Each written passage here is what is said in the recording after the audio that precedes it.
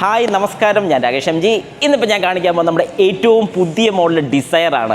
ശരിക്കും പറഞ്ഞു കഴിഞ്ഞാൽ ഒരുപാട് ചീത്തപ്പേര് അല്ലെങ്കിൽ പപ്പടവണ്ടി എന്നൊക്കെ പറഞ്ഞ് നമ്മൾ പലപ്പോഴും കേട്ടിട്ടുള്ള മാരുതിയുടെ വാഹനത്തിന് 5 സ്റ്റാർ റേറ്റിംഗ് ആണ് കിട്ടിയിരിക്കുന്നത്. നമുക്കറിയാം നമ്മുടെ ഡിസയർ എന്ന് പറയുന്നൊരു വാഹനം ഒരു ചെറിയ സെഗ്മെൻ്റ് ഒന്നുമല്ല. എല്ലാവരും പറയുന്ന പോലെ മൈലേജ് കിട്ടുന്നത് വാഹനത്തിൻ്റെ വെയിറ്റ് കുറഞ്ഞിട്ടാണ്, അതുകൊണ്ടാണ് സേഫ്റ്റി ഇല്ലാത്തത്. അത് ശരിയാണോ? 23 അല്ലെങ്കിൽ 24 മൈലേജ് നമുക്ക് ഔട്ട്പുട്ട് കിട്ടുന്നൊരു വാഹനം, അതും നല്ല അഫോർഡബിൾ ആയിട്ടുള്ളൊരു പ്രൈസ്, ഇതെല്ലാം കൊണ്ട് നമ്മുടെ ഡിസയർ ഒരു വ്യത്യസ്തം തന്നെ ആയിരിക്കുകയാണ്. അപ്പോൾ എല്ലാവർക്കും welcome back to my channel MG at Explore.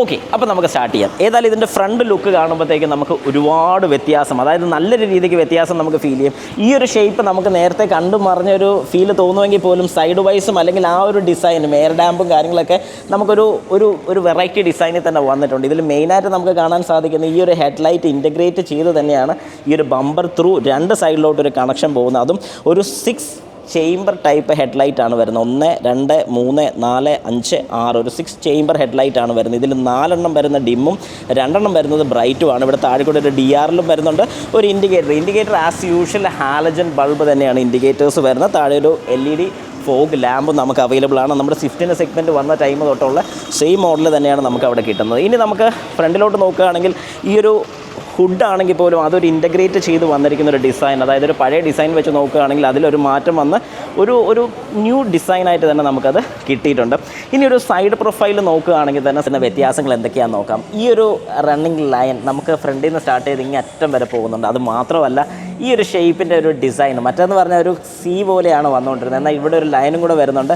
മറ്റേത് ഇവിടെ കറക്റ്റ് ഒരു സ്ട്രെയിറ്റ് ലൈൻ വരികയാണെന്നുണ്ടെങ്കിൽ ഇവിടെ ഒരു ചെറിയൊരു കർവ് വന്ന് ഈ ഒരു ഡിസൈൻ നല്ല രീതിക്ക് നമുക്ക് ഫീൽ ചെയ്യുന്നുണ്ട് ഈ ഒരു പുതിയ മോഡൽ ഡിസൈർ വന്നപ്പോഴേക്കും. പിന്നെ നമുക്ക് ഫെൻഡർ യൂണിറ്റിൻ്റെയൊക്കെ ആണെങ്കിലും ഹെഡ്ലൈറ്റ് വന്ന് ഇൻറ്റഗ്രേറ്റ് ചെയ്യുന്ന ആ പോർഷനിലൊക്കെ വരുന്ന ചെറിയ മാറ്റങ്ങളും കാര്യങ്ങളൊക്കെയാണ് നമുക്കിവിടെ പ്രത്യക്ഷത്തിൽ പെട്ടെന്ന് ഫീൽ ചെയ്യുന്നത്. ഇനി ഒരു സൈഡിലോട്ട് നോക്കുന്ന സമയത്ത് മിറേഴ്സ് എല്ലാം സെയിം ആണെങ്കിൽ പോലും ഇതിൻ്റെ താഴെ ഒരു ചെറിയൊരു ക്യാമറ വന്നിട്ടുണ്ട്. അതായത് നമ്മുടെ 360 ഡിഗ്രി ക്യാമറ ഈ ഒരു വാഹനത്തിൽ, അതായത് 4 ചുറ്റും ക്യാമറാസ് അവൈലബിൾ ആണ്. നമ്മുടെ ഫ്രണ്ടിൽ പറഞ്ഞപ്പോൾ ഞാൻ വിട്ടുപോയൊരു കാര്യമാണ്, നമ്മുടെ ഫ്രണ്ട് ബമ്പറിൽ നമുക്ക് കാണാൻ സാധിക്കും ഒരു 360 ഡിഗ്രിയുടെ ക്യാമറ ഇവിടെ അവൈലബിൾ ആയിട്ടുള്ളത്. അങ്ങനെ 4 ചുറ്റും ക്യാമറാസ് വരുന്നുണ്ട്. അപ്പോൾ ആ ഒരു കാര്യമാണ് ഇവിടെ ഈ ഒരു സൈഡിൽ പ്രത്യേകിച്ച് നമുക്ക് പറയാൻ സാധിക്കുന്നത്. പിന്നെ ഒരു കാര്യം എന്ന് പറയാനുള്ളത് ഈ ഒരു ഡോർ ഹാൻഡിൽസിൽ വരുന്ന ഒരു റിക്വസ്റ്റ് സ്വിച്ചാണ്. ഇവിടെ മാരുതി ഒരു ലാഭം നോക്കിയിട്ടില്ല എന്നുള്ളത് ഞാൻ എടുത്തു പറയാം. കാരണം പല വാഹനങ്ങളും ഈ ഒരു സൈഡിലെ റിക്വസ്റ്റ് സ്വിച്ച് കളഞ്ഞുകൊണ്ടിരിക്കുകയാണ്. ഡ്രൈവർ സൈഡിൽ മാത്രമാണ് റിക്വസ്റ്റ് സ്വിച്ച് കൊടുത്തുകൊണ്ടിരിക്കുന്നത്. പക്ഷേ ഈ ഒരു വാഹനത്തിൽ 3 റിക്വസ്റ്റ് സ്വിച്ച് അവൈലബിൾ ആണ്. ഒന്ന് driver side, co driver side, back ബൂട്ടിലും നമുക്ക് റിക്വസ്റ്റ് സ്വിച്ച് അവൈലബിൾ ആണ്. ഇനിയിപ്പോൾ നമുക്ക് നോക്കാനാണെങ്കിൽ ഈ സൈഡ് നോക്കുമ്പോൾ പെട്ടെന്ന് നമുക്ക് മനസ്സിലാവുന്ന ഒരു കാര്യമാണ് നമ്മുടെ ഷാർക്ക് ഫിൻ ആൻറ്റിന. അതും അടിപൊളിയായിട്ടുണ്ട്. ഇങ്ങോട്ട് വരുന്ന സമയത്ത് നേരത്തെ ഒരു റൗണ്ട് ആയിരുന്നുണ്ടെങ്കിൽ ഇപ്പം ഇതിൻ്റെ ഫ്യൂൽ ടാങ്ക് ഫില്ല് ചെയ്യുന്നതിൻ്റെ അവിടുത്തെ ക്യാപ്പ് വരുന്നത് ഒരു സ്ക്വയർ ഷേപ്പാണ് വരുന്നത്. ഇതിനകത്ത് എനിക്ക് തോന്നുന്നു ഒരു CNGയുടെ ഫില്ലിംഗ് കൂടെ അവൈലബിൾ ആക്കാൻ വേണ്ടിയിട്ട്, അല്ലെങ്കിൽ ആ ഒരു പ്രൊവിഷനും കൂടെ കൊടുക്കാൻ വേണ്ടിയിട്ടായിരിക്കും കുറച്ചൊരു വലിയൊരു ഷേപ്പ് നമുക്ക് ഫീൽ ചെയ്യുന്നതിൻ്റെ കാര്യം. ഇപ്പോൾ ഇതിനകത്ത് നമുക്ക് കാണാൻ സാധിക്കും ഒരു 15 ഇഞ്ച് ടയറാണ് നമുക്ക് വരുന്നത്. 185, 65, R15 ആണ് വരുന്നത്. ഒരു ഡ്യുവൽ ഷെയ്ഡ് വരുന്ന ടൈപ്പ് അലോയ്സ് ആണ്. ഒരു പ്രിസിഷൻ കട്ട് പോലെ എന്നൊക്കെ വേണമെങ്കിൽ നമുക്ക് പറയാൻ സാധിക്കുന്ന ഒരു അലോയാണ് വരുന്നത്. അതൊരു ന്യൂ ഡിസൈനാണ് നമുക്ക് കിട്ടുന്നത്. ഇത്രയാണ് ഈ ഒരു സൈഡ് നോക്കുകയാണെങ്കിൽ ഇനി ബാക്കിലോട്ട് പോവാം. അത്യാവശ്യം എൻറ്റയർലി ഡിഫറെൻ്റ് ആയിട്ടുള്ളൊരു വേരിയൻ്റ് തന്നെയാണ് നമ്മുടെ ബാക്ക് സൈഡ് നോക്കിക്കഴിഞ്ഞാൽ. കാരണം ഈ ഒരു ചെറിയൊരു ലിപ്പ് ടൈപ്പ് സ്പോയിലർ കൊടുത്തിട്ടുണ്ട്. അതുപോലെ തന്നെ എനിക്ക് ഏറെക്കുറെ എവിടെയെങ്കിലുമൊക്കെ നോക്കുന്ന സമയത്ത് ഒരു സിയാസിൻ്റെ ചെറിയൊരു ഫീൽ നമുക്ക് കിട്ടുന്നുണ്ട് എവിടെയൊക്കെയോ കൊണ്ട്. ഇനി നിങ്ങളുടെ ഒരു കമൻസും കൂടെ ഒന്ന് രേഖപ്പെടുത്തുക. കാരണം നിങ്ങൾക്ക് ഇത് എന്തായിട്ടാണ് ഫീൽ ചെയ്യുന്നത്, അതായത് ബാക്ക് കാണുമ്പോൾ ഒരു സിയാസിൻ്റെ ഫീൽ കിട്ടുന്നുണ്ടോ ഇല്ലേ. കാരണം ഇവിടെ ഒരു ചെറിയൊരു കർവും കാര്യങ്ങളൊക്കെ, അല്ലെങ്കിൽ ഒരു ചെറിയൊരു ടേപ്പറായിട്ടുള്ളൊരു കട്ട് സെക്ഷനൊക്കെ കാണുമ്പോൾ ഒരു ഫീൽ എനിക്ക് തോന്നുന്നുണ്ട്. പിന്നെ നമുക്ക് മൊത്തത്തിൽ കാണാൻ സാധിക്കും നമ്മുടെ ടെയിൽ ലൈറ്റ് ഫുൾ റീപ്ലേസ് ചെയ്തിരിക്കുകയാണ്. ഫുൾ LED വന്നിട്ടുണ്ട്. പക്ഷേ ടെയിൽ ലൈറ്റ് മാത്രം LED എന്ന് പറയുമ്പോൾ ബ്രേക്ക് ലൈറ്റും പാർക്ക് ലൈറ്റ് മാത്രം LED ആയിട്ടുള്ളൂ. മറ്റേ രണ്ടും ആസ് യൂഷ്വൽ ഹാലജൻ തന്നെയാണ്. അതായത് റിവേഴ്സ് ബൾബും ഇൻഡിക്കേറ്റർ ബൾബും ഹാലജൻ തന്നെയാണ്. അതും കൂടെ ഒന്ന് മാറ്റി പിടിച്ചിരുന്നെങ്കിൽ, നമ്മുടെ ഫ്രോങ്സിലൊക്കെ ആ ഒരു ചേഞ്ച് കൊണ്ടുവന്നപ്പോൾ വലിയൊരു ചേഞ്ച് തന്നെയായിരുന്നു. അതുപോലെ ഒരു ചേഞ്ച് വന്നിരുന്നെങ്കിൽ നന്നായിരുന്നു എന്ന് എനിക്ക് തോന്നുന്നുണ്ട്. ബൂട്ട് സ്പേസ് നോക്കാനാണെങ്കിൽ നമുക്കൊരു 4 ലിറ്ററിൻ്റെ വ്യത്യാസം വന്നിട്ടുണ്ട്. അതായത് 4 ലിറ്ററോളം നമുക്ക് കൂടുതൽ വന്നിട്ടുണ്ട് ബൂട്ട് സ്പേസിലാണെങ്കിൽ. അതൊരു ചെറിയ മാറ്റവും നമുക്ക് പറയാൻ സാധിക്കത്തില്ല. കാരണം നല്ല രീതിക്ക് നമുക്ക് സാധനങ്ങളൊക്കെ സ്റ്റോർ ചെയ്യാനും സാധിക്കുന്ന ഒരു കാര്യമാണ്. നമ്മുടെ ഡിസൈറിൽ ഫസ്റ്റ് ഇൻ സെഗ്മെൻറ്റിൽ തന്നെ പറയാൻ സാധിക്കുന്ന ഒരു ഷാർക്ക് ഫിൻ ആൻറ്റിന വന്നിട്ടുണ്ട്. ഈ ഒരു കാര്യം ഫസ്റ്റ് ഇൻ സെഗ്മെൻറ്റ് തന്നെയാണ്. അതായത് സൺ റൂഫ് നമ്മുടെ ഡിസൈറിൽ ആദ്യമായിട്ടാണ് വരുന്നത്. ഏതായാലും നമുക്ക് വാഹനത്തിനകത്തുള്ള വിശേഷം ഒന്ന് നോക്കാം.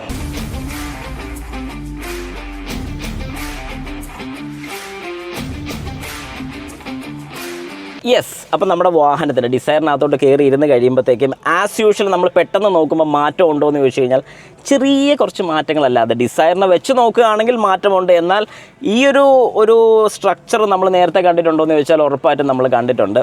കാരണം ഈ ഒരു ക്ലസ്റ്റർ മീറ്റർ നമുക്ക് നല്ല ഫെമിലിയറാണ്. ഒരു സർക്കിളിൻ്റെ കുറവ് ഒഴിച്ച് നമുക്ക് ബാക്കിയുള്ളത് വളരെ ഫെമിലിയറാണ്. കാരണം നേരത്തെ വന്നതിൽ 2 റിങ് അവൈലബിൾ അല്ലായിരുന്നു, എന്നാൽ ഇപ്പം വരുന്ന സമയത്ത് 2 റിങ് അവൈലബിൾ ആണ്. നമുക്ക് കാര്യങ്ങളെല്ലാം ഈ ഒരു ഇൻഫർടൈൻമെൻറ്റ് സിസ്റ്റത്തിൽ അല്ലെങ്കിൽ ഈ ഒരു ക്ലസ്റ്റർ മീറ്ററിൽ നിന്ന് തന്നെ നമുക്ക് വളരെ കൃത്യമായിട്ട് അറിയാൻ സാധിക്കുന്നുണ്ട്. നാവിഗേഷൻ പോലും ഇപ്പം നമുക്ക് ഈ ഒരു TFT ഡിസ്പ്ലേയിൽ അവൈലബിൾ ആണെന്നാണ് പറയുന്നത്. ഒരു 360 ഡിഗ്രി ക്യാമറ നമുക്ക് വളരെ വ്യക്തമായിട്ട് ഇവിടെ കാണാൻ സാധിക്കും. നല്ല ബ്രൈറ്റ് ആയിട്ടുള്ളൊരു ക്യാമറ തന്നെയാണ്. പിന്നെ നമുക്ക് നല്ലൊരു കാര്യം, ഫ്യൂൽ കുറവാണെന്ന് വളരെ കൃത്യമായിട്ട് പറയുന്നുണ്ട്. ക്രൂയിസ് കൺട്രോളും കാര്യങ്ങളൊക്കെ ഇവിടെ കൊടുത്തിട്ടുണ്ട്. ഇത് കാസറ്റീസ് നമ്മുടെ സെയിം സ്റ്റിയറിംഗ് വീലാണ്, വേറെ വ്യത്യാസങ്ങളോ കാര്യങ്ങളോ ഒന്നും തന്നെ വരുന്നില്ല. ഇവിടെയും ഒരു നെഗറ്റീവ് നമുക്ക് കൊടുക്കാൻ സാധിക്കും. ഒരു ആൻറ്റി ഗ്ലെയർ ടൈപ്പ് നമുക്ക് കൊടുക്കേണ്ടതായിരുന്നു, അതായത് ഒരു ഓട്ടോ ഡിമ്മിങ് ടൈപ്പ് എങ്കിലും നമുക്ക് അത്യാവശ്യമായിട്ട് കൊടുക്കേണ്ടതായിരുന്നു, പക്ഷേ കൊടുത്തിട്ടില്ല. അതിലൊരു നെഗറ്റീവ് നമുക്ക് കൊടുക്കാൻ സാധിക്കും.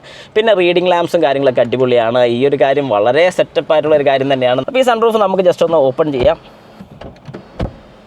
യെസ്, സൺറൂഫ് ഓപ്പൺ ആയി വരുന്നത് നമുക്ക് കാണാം. ഏതായാലും ഈ ഒരു കാര്യം അടിപൊളിയാണ്. കാരണം ഫസ്റ്റ് ഇൻ സെഗ്മെൻറ്റ് തന്നെ നമുക്ക് പറയാൻ സാധിക്കും. ഫസ്റ്റ് ഇൻ സെഗ്മെൻറ്റാണ് നമുക്കൊരു സൺറൂഫ് ഇതിനകത്ത് അവൈലബിൾ ആയിട്ട് വരുന്നത്. ഇനി നമുക്കിത് ക്ലോസ് ചെയ്യാൻ വേണ്ടിയിട്ട് സിംഗിൾ പ്രസ് പോരാ, പ്രസ് ചെയ്ത് പിടിച്ചാൽ മാത്രം ഇവൻ ക്ലോസ് ആയി വരത്തുള്ളൂ. വേണമെങ്കിൽ നമുക്കത് ഒരു അല്പം ഓപ്പൺ ആക്കിയിടാം, ഫുൾ ക്ലോസ് ചെയ്യാം. അത് കഴിഞ്ഞിട്ട് ബാക്കി നമ്മൾ കൈകൊണ്ട് തന്നെ ക്ലോസ് ചെയ്താൽ മാത്രം ഇത് ക്ലോസ് ആകും. നമ്മുടെ ഡ്രൈവർ സൈഡിലെ ഡോറ് നോക്കുമ്പോഴത്തേക്കും ഈ ഒരു സൈഡെല്ലാം ഇത് ഒരു ഹാർഡ് പ്ലാസ്റ്റിക് തന്നെയാണ് യൂസ് ചെയ്തിരിക്കുന്നത്, വേറെ ക്ലോത്ത് മെറ്റീരിയലൊന്നുമല്ല. അതുകൊണ്ടൊരു ഗുണം എന്താണെന്ന് ചോദിച്ചു കഴിഞ്ഞാൽ കുറച്ച് ലാസ്റ്റ് ചെയ്യും. ഇവിടെ 2 സൈഡും ക്ലോത്ത് മെറ്റീരിയലാണ് വരുന്നത്. മാരുതിയിലൊരു കുറച്ച് നാൾ കഴിയുമ്പോഴത്തേക്കും വരാൻ സാധ്യതയുള്ളതെന്ന് പറഞ്ഞാൽ ഈ ക്ലോത്ത് മെറ്റീരിയലിൽ പോകാനൊക്കെ ഉള്ള ചാൻസ് കൂടുതലാണ്. നല്ല രീതിക്ക് നോക്കുകയാണെങ്കിൽ പ്രശ്നങ്ങളോ കാര്യങ്ങളൊന്നും വരത്തില്ല.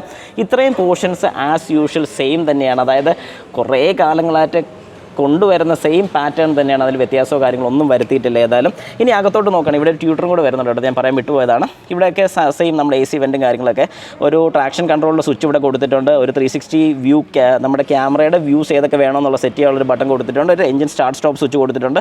ഓട്ടോ ഓഫ് ചെയ്യണമെന്നുണ്ടെങ്കിൽ അത് ഓഫ് ചെയ്യാനുള്ള സ്വിച്ച് ഇവിടെ കൊടുത്തിട്ടുണ്ട്. പിന്നെ ഇവിടെ താഴെ കൊടുത്തിരിക്കുന്ന 2 സ്വിച്ച്, ഒന്ന് നമ്മുടെ ഹുഡ് തുറക്കാനുള്ള സ്വിച്ചും പിന്നെ ഒന്ന് നമ്മുടെ ഫ്യൂൽ ഫില്ല് ചെയ്യാൻ വേണ്ടിയുള്ള സ്വിച്ചും കൊടുത്തിട്ടുണ്ട്. ബാക്കി steering wheel as it is same തന്നെയാണ്. നമുക്ക് ടിൽറ്റിംഗ് ഉള്ള ടൈപ്പാണ്, ടിൽറ്റിംഗ് മാത്രമേ ഇവിടെ അവൈലബിൾ ആയിട്ടുള്ളൂ. പിന്നെ ലൈറ്റ്സും കാര്യങ്ങളൊക്കെ as it is auto light available ആണ്, ഓട്ടോ വൈപ്പർ അവൈലബിൾ അല്ല, അത് ഓക്കെ. പിന്നെ നമുക്കൊരു 9 ഇഞ്ചിൻ്റെ എൻ്റർടൈൻമെൻറ്റ് സിസ്റ്റമാണ് വരുന്നത്. ആർക്കമീസിൻ്റെ സ്പീക്കേഴ്സാണ് ഇതിനകത്ത് അവൈലബിൾ ആയിട്ടുള്ളത്. പിന്നെ നമ്മുടെ AC-യുടെ സെയിം തന്നെയാണ്, അതായത് നമുക്ക് ബലേന തൊട്ടുള്ള നമ്മൾ കാണുന്ന സെയിം രീതി തന്നെയാണ്, അതിൻ്റെ വേറെ വ്യത്യാസങ്ങളൊന്നുമില്ല. പിന്നെ ഇതിൻ്റെ ഡിസൈനും ഒക്കെ അടിപൊളിയാണ്. ഒരു ഗ്ലോ ബോക്സ് ഇവിടെ നമുക്ക് കാണാൻ സാധിക്കും. പിന്നെ ഇവിടെ വരുമ്പോൾ ഒരു വയർലെസ് ചാർജിങ് അവൈലബിൾ ആണ്. ഒരു 12 വോൾട്ടിൻ്റെ സോക്കറ്റ് ഇവിടെ അവൈലബിൾ ആണ്. USB നമുക്കിവിടെ കൊടുത്തിട്ടുണ്ട്. ഇതൊരു AMT അല്ലെങ്കിൽ ഒരു AGS വാഹനത്തിലാണ് നമ്മൾ ഇരിക്കുന്നത്. ഇതിൻ്റെ തൊട്ട് ബാക്ക് സൈഡിൽ തന്നെ നമുക്ക് 2 ചാർജിങ് പോർട്ട്സ് കാണാൻ സാധിക്കും. ഒന്ന് വരുന്നത് A ടൈപ്പ് ആണ് വരുന്നത്, ഒന്ന് C ടൈപ്പ് ആണ് വരുന്നത്. സീറ്റിംഗ് പൊസിഷൻസും അടിപൊളിയാണ്. സീറ്റ് നമുക്ക് ഹൈറ്റ് അഡ്ജസ്റ്റ് ചെയ്യാൻ സാധിക്കുന്നതാണ്. പക്ഷേ ആസ് ഇറ്റ് ഈസ് പഴയതുപോലെ തന്നെ മാനുവലാണ്. മാനുവലിൻ്റെ ആവശ്യമുള്ളൂ എനിക്ക് തോന്നി, എൻ്റെ ഒരു ഭാഗത്ത് നിന്ന് ഞാൻ ചിന്തിക്കുമ്പോൾ പറയുന്നത്. കാരണം ഇലക്ട്രിക്കലാണെന്നുണ്ടെങ്കിൽ നാളെ ഒരു സമയത്തൊക്കെ പ്രശ്നം വരുന്നു കഴിഞ്ഞാൽ ഒരു ബുദ്ധിമുട്ടാനുള്ള ചാൻസസ് കൂടുതലാണ്. ഇതാകുമ്പോഴത്തേക്കും അഫോർഡബിൾ പ്രൈസിന് തന്നെ നമുക്ക് റിപ്പയർ ചെയ്യാൻ സാധിക്കും. അത് റിക്ലൈൻ ചെയ്യുന്നതിൻ്റെ ആണെങ്കിലും നമ്മുടെ ഹൈറ്റ് അഡ്ജസ്റ്റ് ചെയ്യുന്നതിൻ്റെ ആണെങ്കിലും രണ്ടും മാനുവലാണ് വരുന്നത്. ഡ്രൈവർ സൈഡിൽ മാത്രം അവൈലബിൾ ആയിട്ടുള്ള, ലെഫ്റ്റ് സൈഡിൽ അവൈലബിൾ അല്ല. ഇനിയിപ്പോൾ നമുക്ക് ബാക്കിൽ കൂടെ ഒന്ന് സീറ്റ് ചെയ്ത് ഇരുന്ന് നോക്കിയിട്ട് എങ്ങനെയുണ്ടെന്നും കൂടെ ഒന്ന് അറിയാം. ഇതിൻ്റെ താഴെ ലൈറ്റോ കാര്യങ്ങളോ ഒന്നും കൊടുത്തിട്ടില്ല, അതും കൂടെ ഞാൻ ജസ്റ്റ് പറയാൻ വിട്ടുപോയ ഒരു കാര്യമാണ്. പക്ഷേ മിററുണ്ട്, അത് തന്നെ വലിയ കാര്യം, കുഴപ്പമില്ല, സന്തോഷം. ഇനി ബാക്കിലും കൂടെ നമുക്കൊന്ന് ഇരുന്ന് നോക്കാം എങ്ങനെയുണ്ടെന്നുള്ളത്.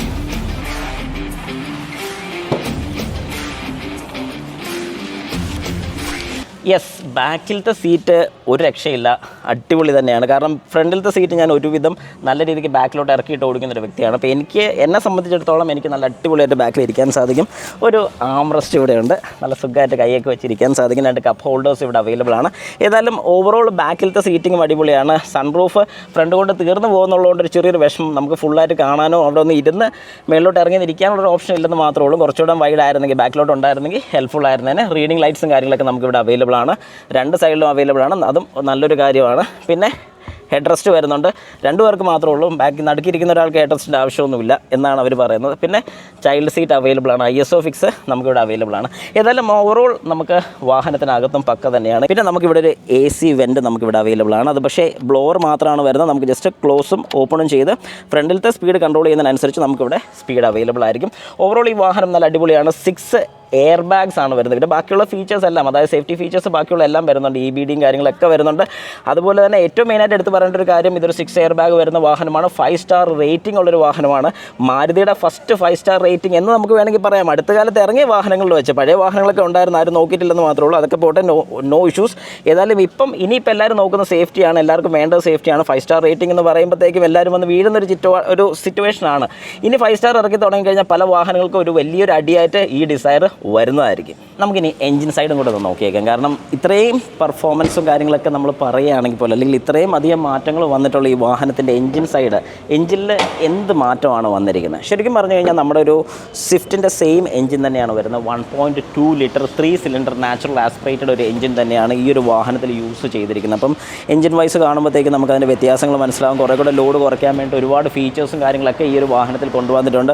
പ്രത്യേകിച്ച് നമുക്ക് പറയാനാണെങ്കിൽ തന്നെ ഇതിൻ്റെ വാട്ടർ പമ്പും കാര്യങ്ങളൊക്കെ ഇലക്ട്രിക്കലായിട്ടുണ്ട്. ഇലക്ട്രിക്കൽ വാട്ടർ പമ്പൊക്കെ വരുന്നതുകൊണ്ട് അത്രയും കൂടെ ലോഡ് കുറച്ച് മതി ഈ ഒരു വാഹനത്തിൻ്റെ എൻജിന് വർക്ക് ചെയ്യാൻ വേണ്ടി. അത്രയും കൂടെ ലോഡ് അല്ലെങ്കിൽ അത്രയും കൂടെ പവർ നമ്മുടെ വീലിലോട്ട് ട്രാൻസ്ഫർ ചെയ്യാൻ വേണ്ടി നമുക്ക് കിട്ടുന്നുണ്ട്. അതിനനുസരിച്ച് മൈലേജ് കൂടുന്നുണ്ട്. അതൊക്കെയാണ് ശരിക്കും മൈലേജ് കൂടാനുള്ള പ്രധാന കാര്യങ്ങൾ. പിന്നെ ഓട്ടോ ഓഫ് ഫംഗ്ഷനൊക്കെ വന്നിട്ടുണ്ട്. ഐഡിയൽ സ്റ്റാർട്ട് സ്റ്റോപ്പ് ഫംഗ്ഷൻസ് ഒക്കെ വന്നിട്ടുള്ളതുകൊണ്ട് ട്രാഫിക്സിലൊക്കെ നിൽക്കുന്ന സമയത്ത് വാഹനം ഓട്ടോമാറ്റിക്കായിട്ട് ഓഫ് ആകുന്നതായിരിക്കും. അതിനനുസരിച്ച് അത് റീസ്റ്റാർട്ട് ആകുന്നതായിരിക്കും. അപ്പോൾ ആ ഒരു ഫംഗ്ഷനും കാര്യങ്ങളൊക്കെ വരുന്നതുകൊണ്ട് തന്നെ ഈ വാഹനത്തിന് നല്ലൊരു മൈലേജ് ഔട്ട്പുട്ട് കിട്ടുന്നതായിരിക്കും. പൊതുവേ പലരും ചോദിക്കുന്ന ഒരു കാര്യമാണ്, 3 സിലിണ്ടർ വാഹനത്തിൻ്റെ എൻജിൻ വൈബ്രേഷൻ കൂടുതലല്ലേ? ശരിക്കും കുറച്ചൊരു, അതായത് നോർമലിനെ അപേക്ഷിച്ച് ഒരു 4 സിലിണ്ടർ വാഹനത്തിന്, ഒരു 4 സിലിണ്ടർ എൻജിനെ അപേക്ഷിച്ച് ഒരു 3 സിലിണ്ടർ എൻജിന് നോർമലി കുറച്ച് വൈബ്രേഷൻ കൂടുതലാണ്. എന്നാൽ അതേ സ്ഥാനത്ത് ഈ ഒരു വാഹനത്തിൽ വന്നിരിക്കുന്ന എൻജിൻ മൗണ്ടിങ്സ് കാര്യങ്ങളൊക്കെ ഹൈഡ്രോളിക് ആണ്. അതിൻ്റെ ഡാമ്പിംഗ് എഫിഷ്യൻസി കുറച്ചുകൂടെ കൂടുതലായതുകൊണ്ട് ഈ വാഹനത്തിന് ഒരുപാട് NVH നോയ്സ്, വൈബ്രേഷൻ, ഹാർഷ്നെസ് ഒക്കെ വളരെ കുറവായിരിക്കും നമുക്ക് വാഹനത്തിനകത്താണെങ്കിലും ഫീൽ ചെയ്യുന്നത്. പക്ഷേ വൈബ്രേഷൻ ഉണ്ടോ എന്ന് ചോദിച്ചു കഴിഞ്ഞാൽ ശരിക്കും നമ്മളൊരു 4 സിലിണ്ടർ വാഹനത്തിനകത്തുനിന്ന് ഒരു 3 സിലിണ്ടറിലോട്ട് കയറുമ്പോൾ ഒരു ചെറിയൊരു വൈബ്രേഷൻ നമുക്ക് ഉറപ്പായിട്ടും ഫീൽ ചെയ്യുന്നതായിരിക്കും. ഏതായാലും നിങ്ങളൊരു ടെസ്റ്റ് ഡ്രൈവും കൂടെ ചെയ്ത് നോക്കുക. ഈ വാഹനം